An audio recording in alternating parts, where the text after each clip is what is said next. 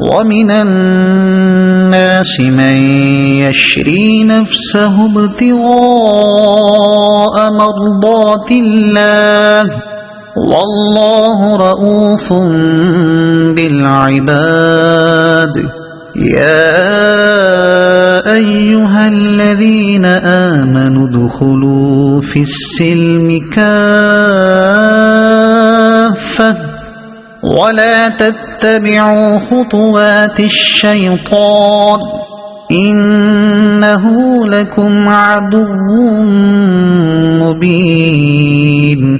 فإن زللتم من بعد ما جاءتكم البينات فاعلموا أن الله عزيز حكيم. هل ينظرون إلا أن يأتيهم الله في ظلل من الغمام والملائكة وقضي الأمر وإلى الله ترجع الأمور. سل بني إسرائيل كم آتيناهم من آية بينة ومن يبدل نعمة الله من بعد ما جاءته فإن الله شديد العقاب. زين للذين كفروا الحياة الدنيا ويسخرون من الذين آمنوا والذين اتقوا فوقهم يوم القيامة والله يرزق من يشاء بغير حساب. كان الناس أمة واحدة فبعث الله النبيين مبشرين ومنذرين وأنزل معهم الكتاب بالحق ليحكم بين الناس فيما اختلفوا فيه وما اختلف فيه إلا الذين أوتوه من بعد ما جاءتهم البينات بغيا بينهم فهدى الله الذين آمنوا لما اختلفوا فيه من الحق بإذنه والله يهدي من يشاء إلى صراط مستقيم. أم حسبتم أن تدخلوا الجنة ولما يأتكم مثل الذين خلوا من قبلكم مستهم البأساء والضراء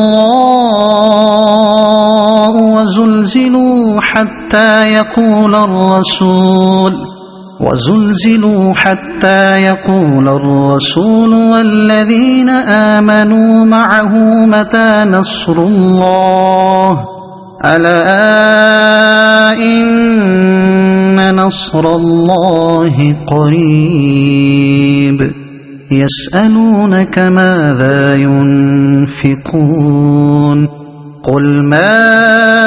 أنفقتم من خير فللوالدين والأقربين واليتامى والمساكين وابن السبيل وما تفعلوا من خير فإن الله به عليم. كتب عليكم القتال وهو كره لكم وعسى أن تكرهوا شيئا وهو خير لكم وعسى أن تحبوا شيئا وهو شر لكم والله يعلم وأنتم لا تعلمون. يسألونك عن الشهر الحرام قتال فيه قل قتال فيه كبير وصد عن سبيل الله وكفر به والمسجد الحرام وإخراج أهله منه أكبر عند الله والفتنة أكبر من القتل ولا يزالون يقاتلونكم حتى يردوكم عن دينكم إن استطاعوا ومن يرتد منكم عن دينه فيمت وهو كافر فأولئك حبطت أعمالهم في الدنيا والآخرة وأولئك أصحاب النار هم فيها خالدون إن الذين آمنوا والذين هاجروا وجاهدوا في سبيل الله أولئك يرجون رحمة الله والله غفور رحيم يسألونك عن الخمر والميسر قل فيهما إثم كبير ومنافع للناس وإثمهما أكبر من نفعهما ويسألونك ماذا ينفقون قل العفو كذلك يبين الله لكم الآيات لعلكم تتفكرون في الدنيا والآخرة ويسألونك عن اليتامى قل إصلاح لهم خير وإن تخالطوهم فإخوانكم والله يعلم المفسد من المصلح ولو شاء الله لأعنتكم إن الله عزيز حكيم ولا تنكحوا المشركات حتى يؤمنوا ولأمة مؤمنة خير من مشركة ولو أعجبتكم ولا تنكحوا المشركين حتى يؤمنوا ولعبد مؤمن خير من مشرك ولو أعجبكم أولئك يدعون إلى النار والله يدعو إلى الجنة والمغفرة بإذنه ويبين آياته للناس لعلهم يتذكرون ويسألونك عن المحيض قل هو أذى فاعتزلوا النساء في المحيض ولا تقربوهن حتى يطهرن فإذا تطهرن فأتوهن من حيث أمركم الله إن الله يحب التوابين ويحب المتطهرين نساؤكم حرث لكم فأتوا حرثكم أنى شئتم وقدموا لأنفسكم واتقوا الله واعلموا أنكم ملاقوه وبشر المؤمنين ولا تجعلوا الله عرضة لأيمانكم أن تبروا وتتقوا وتصلحوا بين الناس والله سميع عليم لا يؤاخذكم الله باللغو في أيمانكم ولكن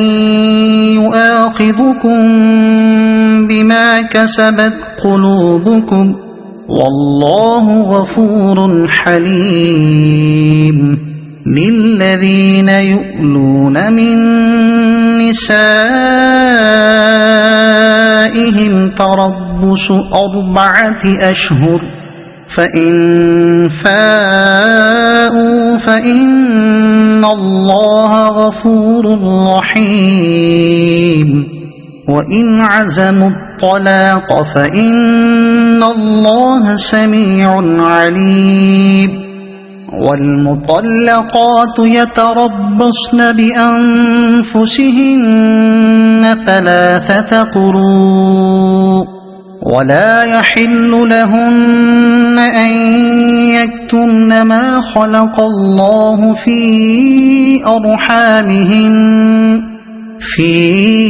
أرحامهن إن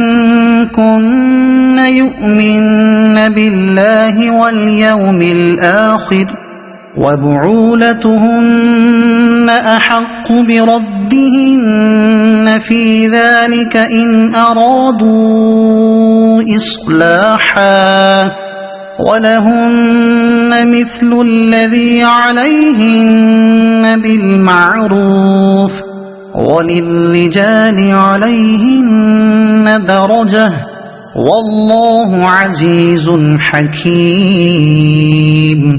الطلاق 2 فإمساك بمعروف أو تسريح بإحسان ولا يحل لكم أن تأخذوا مما آتيتموهن شيئا إلا أن يخافا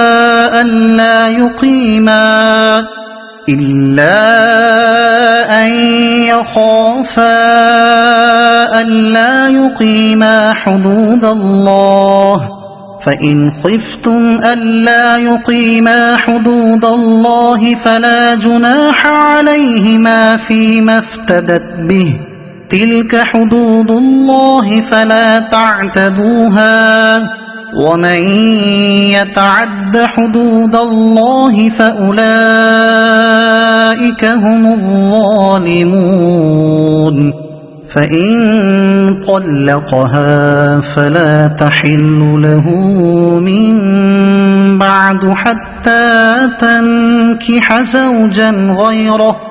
فإن طلقها فلا جناح عليهما أن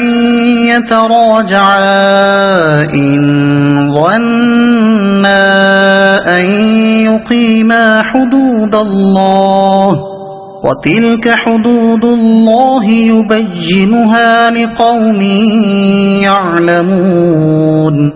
وإذا طلقتم النساء فبلغن أجلهن فأمسكوهن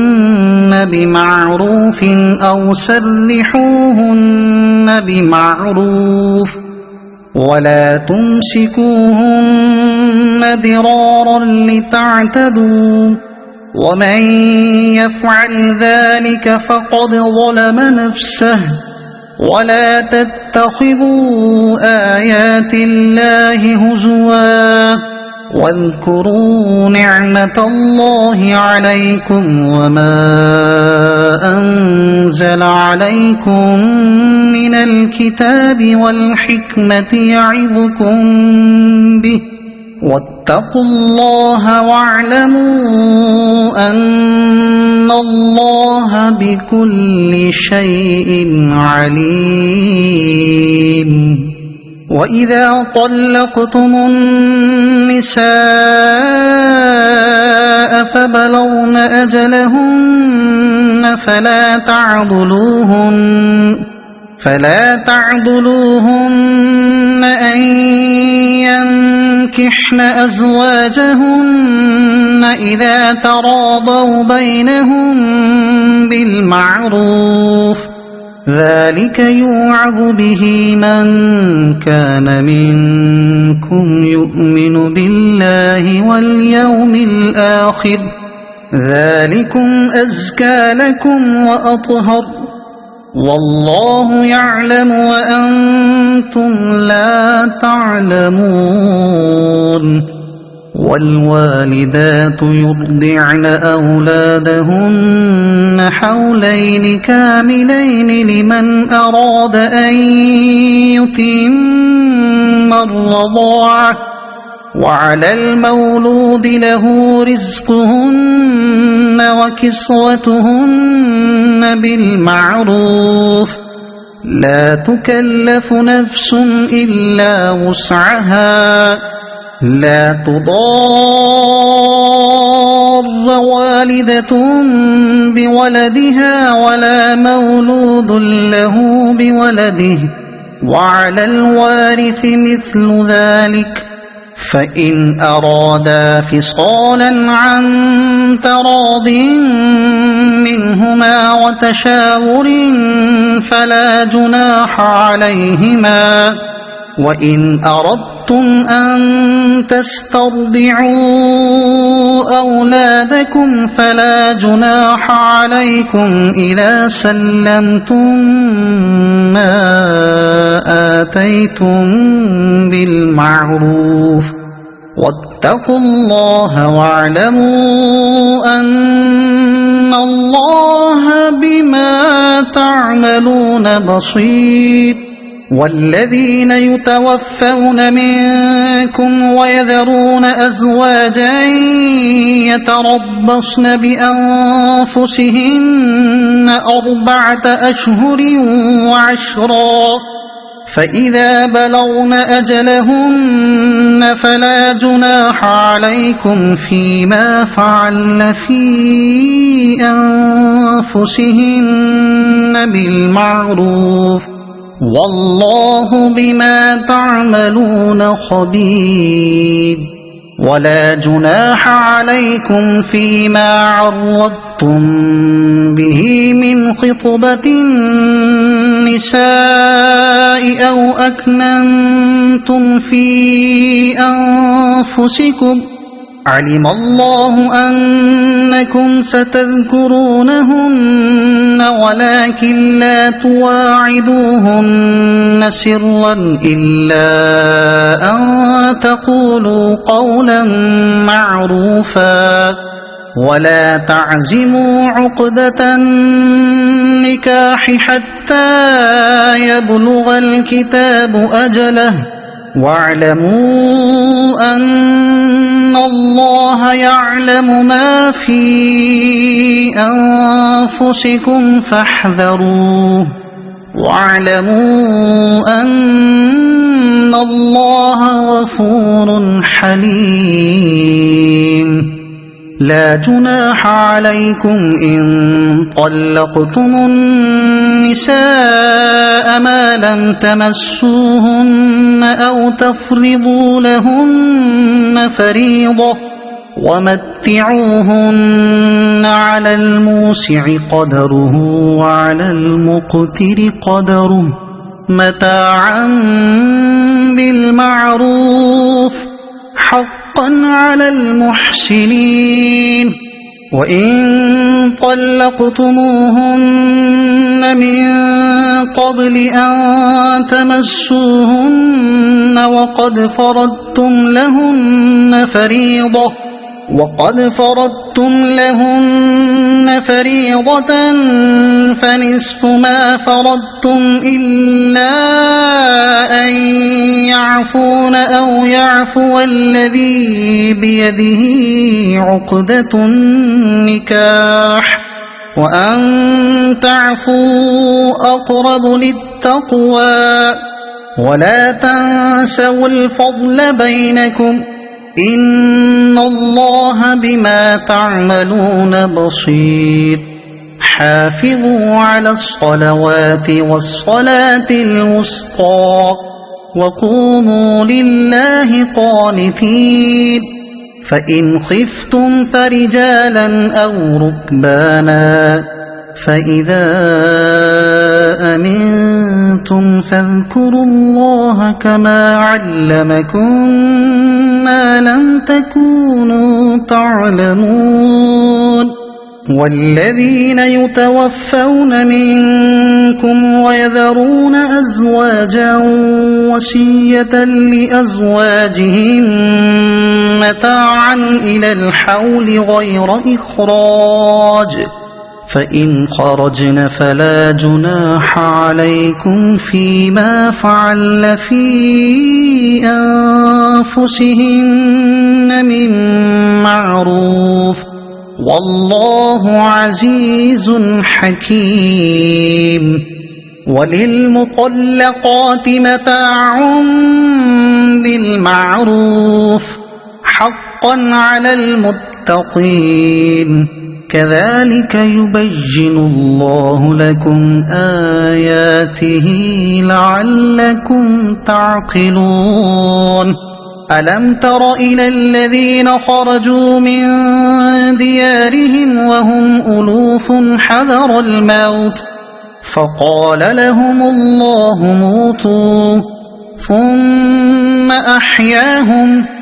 إن الله لذو فضل على الناس ولكن أكثر الناس لا يشكرون وقاتلوا في سبيل الله واعلموا أن الله سميع عليم من ذا الذي يقرض الله قرضا حسنا فيضاعفه له أضعافا كثيرة والله يقبض ويبسط وإليه ترجعون